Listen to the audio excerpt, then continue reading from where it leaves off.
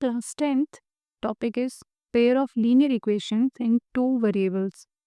हमारी NCERT book का third chapter है ये और आज हम कर रहे हैं इसकी इंट्रोडक्शन फर्स्ट पार्ट. एक्चुअली थोड़ा सा लेंदी कंसेप्ट है तो हम इंट्रोडक्शन को दो पार्ट्स में कवर करेंगे. A pair of linear equation in two variables is said to form a system of simultaneous linear equation. तो क्या कह रहे हैं कि पेयर ऑफ लीनियर इक्वेशन का मतलब क्या है कि एक इक्वेशन इन टू वेरिएबल्स उनका जब हम पेयर लेंगे, कोई भी हमारे पास लीनियर इक्वेशन है, हमने पॉलिनोमियल्स वाले चैप्टर में लीनियर वर्ड यूज़ भी किया था जिनकी डिग्री 1 होती है, उन पॉलिनोमियल्स को हम लीनियर पॉलिनोमियल्स बोलते हैं. तो सेम चीज़ लीनियर इक्वेशन में भी है जिनकी डिग्री 1 होगी. तो जब हम ऐसे लीनियर इक्वेशंस के दो वेरिएबल वाले लीनियर इक्वेशन के एक पेयर को लेते हैं तो वो कहलाता है system of simultaneous linear equation. For example, 2x plus 3y plus 4 is equal to 0. 3x plus 2y plus 5 is equals to 0. हाँ, तो अब ये वाले जो नंबर है हमारे, देखिए लीनियर है क्योंकि यहाँ पर x की भी पावर 1 है, y की भी पावर 1 है, तो इसलिए हमारी इक्वेशन लीनियर है. साथ ही में वेरिएबल्स हमारे पास 2 हैं, एक x है और दूसरा y है, और जो थर्ड टर्म है हमारी वो कांस्टेंट है. हम इस इक्वेशन को ऐसे भी लिख सकते हैं, 2x plus 3y is equals to plus 4 को हम राइट हैंड साइड ले आएंगे -4 and 3x plus 2y is equals to -5. तो हम जनरल फॉर्म लिख लेते हैं. जनरल फॉर्म क्या होती है लीनियर पेयर की? a1x plus b1y plus c is equals to 0. a2x plus b2y plus c1 and ये c2 इज इक्वल्स टू 0. ये जनरल फॉर्म हमें पता होनी बहुत मस्ट है. जब हम आगे सॉल्यूशन करेंगे तो हमें इनकी कंपैरिजंस रेशियो की रिक्वायरमेंट होती है. तो अब हमने जान लिया कि लीनियर इक्वेशन, हमने जो ये हमारा चैप्टर पर, देखो कितना लेंदी सा नाम है, pair of linear equations in two variables. तो इसका मीनिंग इतना मुश्किल नहीं है. तो सिंपल सी बात है कि हमें दो इक्वेशन लेनी है लीनियर जिसमें दो वेरिएबल्स हो और उनको सॉल्व करना है. तो next point is solving a pair of linear equation. तो सॉल्यूशन जो होता है लीनियर इक्वेशन का, किसी भी इक्वेशन का सॉल्यूशन का मतलब होता है उसमें दिए हुए वेरिएबल्स की वैल्यू फाइंड करना. तो हम दो मेथड होते हैं. तो पहला है ग्राफिकल मेथड, ग्राफ वाले मेथड से ग्राफ पर उसे प्लॉट करना और उसके बाद वैल्यू निकालना. सेकंड मेथड है एल्जेब्रिक मेथड. अब एल्जेब्रिक मेथड में हमारे पास आगे 3 नए मेथड्स हैं, इसके अंडर ही आते हैं. तो फर्स्ट है substitution method, second is elimination method and third is cross multiplication method. तो जो हमारा थर्ड वाला मेथड है हमारे सिलेबस से रिमूव हो गया, ये हम नहीं करेंगे. We will do only these 2 methods. तो हम इनको जब हम सॉल्व करेंगे तब आपको समझ आएंगे मेथड्स के बारे में.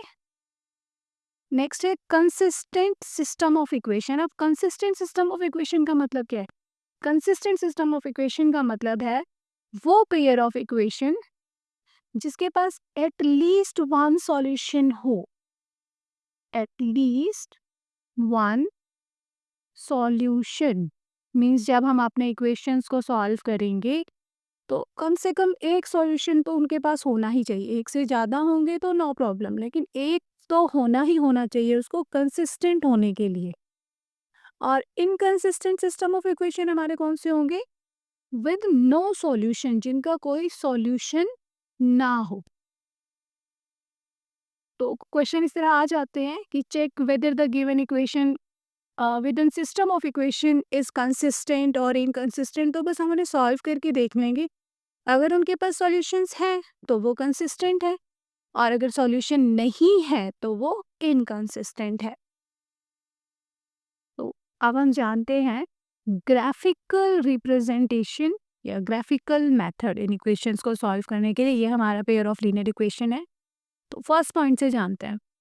तो जब हमारे a1 बाय a2 नहीं आएंगे इक्वल b1 बाय b2 के, ऐसे सिचुएशन में ये A1 A2 हमारे यही नंबर्स हैं, तो हम इनके रेशियोज को चेक करते हैं। तो अगर हमारा A1 by A2 B1 by B2 के इक्वल नहीं है, तो ऐसे केस में जो हमारा ग्राफ बनेगा वो कुछ इस तरह का बनेगा।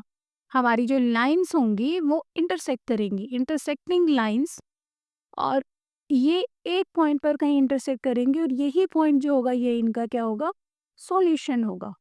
तो ऐसे सिचुएशन में हमारे जो इक्वेशंस हैं उनका सॉल्यूशन यूनिक आता है। यूनिक का मतलब इकलौता यही सॉल्यूशन है इनके पास। नेक्स्ट सिचुएशन देखते हैं। Next where A1 by A2 is equals to B1 by B2, मतलब ये कि ये दोनों रेशियो तो इक्वल आ जाएंगे, बट C1 बाय C2 इसके इक्वल नहीं आएगा। तो इस तरह की सिचुएशन में क्या होता है, हमारा जो ग्राफ हम प्लॉट करते हैं उसकी लाइंस आती हैं पैरेलल। हमारी जो लाइंस आएंगी वो पैरेलल आएंगी। अब देखो ये दोनों लाइन कहीं पर भी मैच नहीं हो रही, तो इनके पास तो कोई सॉल्यूशन ही नहीं है। इन दोनों के बीच कुछ भी कॉमन नहीं आ रहा, तो this means there is no solution. तो ऐसे सिचुएशन में इस वाले फॉर्म में हमारे पास कोई सॉल्यूशन नहीं होता। थर्ड वाले पर मूव करते हैं। अब की बार A1 by A2 is equals to B1 by B2 and also C1 by C2। तीनों के रेशियोज अगर हमारे इक्वल आ जाते हैं तो इस तरह का हमारा सॉल्यूशन आता है। कोइंसिडेंट लाइन आती है। कोइंसिडेंट लाइन का मतलब क्या होता है कि जैसे हमारी ये लाइन है, ये जो लाइन है दूसरी लाइन बिल्कुल इसके ऊपर ही है, इसने उसको ओवरलैप कर लिया है।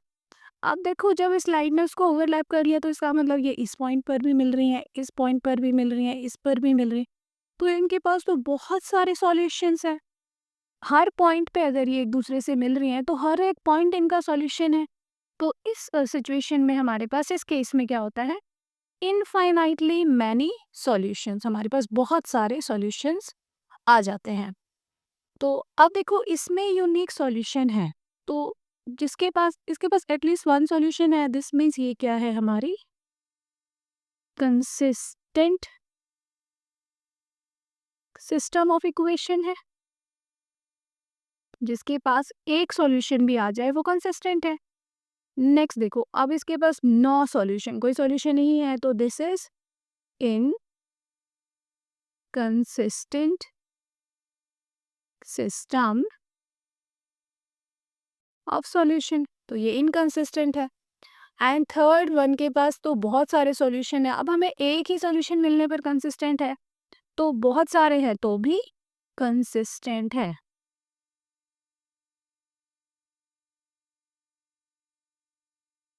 तो कंसिस्टेंसी चेक करने के लिए अगर हमारे पास सम आएगा तो हमने हमने इन रेशियोज को चेक कर लेना है। अगर ये इसके इक्वल नहीं है तो कंसिस्टेंट है, यूनिक सॉल्यूशन है। अगर ये दोनों इक्वल है, थर्ड वाला इक्वल नहीं है, तो इस केस में हमारा जो सॉल्यूशन है वो इनकंसिस्टेंट सिस्टम ऑफ इक्वेशन है, नो सॉल्यूशन है। और थर्ड केस में जब तीनों इक्वल हैं तो भी हमारे पास कंसिस्टेंट सिस्टम ऑफ इक्वेशन है। तो एक पेयर लिख के इनकी कंपैरिजन करके देखते हैं। तो let's check for this system of equation. तो A1 by A2 2 bye 3 and इधर से हमारे पास क्या है 3 bye 6, B1 by B2 3 bye 6। तो क्या ये दोनों इक्वल हैं? नहीं है। अब जब ये इक्वल नहीं है that means there is unique solution, और यूनिक सॉल्यूशन वाला सिस्टम हमारा होता है कंसिस्टेंट।